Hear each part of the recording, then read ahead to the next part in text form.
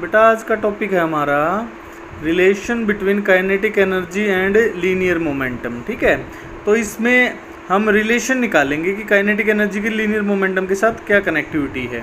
तो उसके लिए हमने मान लिया एक m मास की बॉडी ले ली और उस पर F फोर्स लगाया। उस फोर्स लगाने की वजह से उस m मास की बॉडी में मान लिया v वेलोसिटी आ गई। तो v वेलोसिटी का मतलब उसके अंदर एनर्जी आ गई, काइनेटिक एनर्जी, क्योंकि मोशन में जब बॉडी होती है तो उसके अंदर जो एनर्जी होती है उसको काइनेटिक एनर्जी बोलते हैं, जो मैंने आपको बताया था। तो ये काइनेटिक एनर्जी क्या आ गई, हाफ mv²। साथ ही साथ बॉडी मूव कर रही है, मोशन आ गया है, तो मोमेंटम भी है उस बॉडी में। तो mv क्या हो गया, मोमेंटम। इन दोनों रिलेशन का यूज़ कीजिए तो काइनेटिक एनर्जी क्या है, हाफ mv², इसको m से डिवाइड और m से मल्टीप्लाई करके रिजल्ट बन गया हाफ p²/m।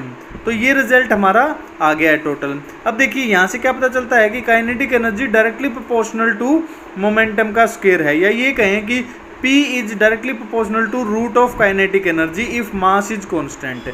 अब यहाँ पे मैंने ग्राफ दिखाए हैं बेटा, इन ग्राफ में देखिए क्या बताया गया है।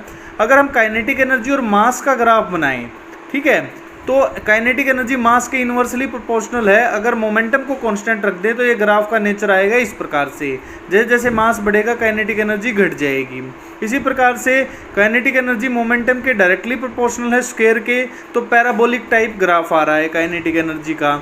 ठीक है, और इसी प्रकार से अगर हम काइनेटिक एनर्जी को कांस्टेंट रख के मोमेंटम और मास का ग्राफ बनाएं तो हमारा ये रिजल्ट आएगा। तो ये तीनों ग्राफ जो हैं एक्चुअली में बेटा डिफरेंट तीन क्वांटिटी है हमारे पास यहाँ पर, काइनेटिक एनर्जी, मोमेंटम और मास। इन तीनों की रिलेशन डिफरेंट कंडीशन में एक पर्टिकुलर क्वांटिटी को कांस्टेंट रख के दो के बीच में ग्राफ बनाने से उनकी फिजिकल सिग्निफिकेंस का पता चलता है कि किस प्रकार से उनमें वेरिएशन आता है।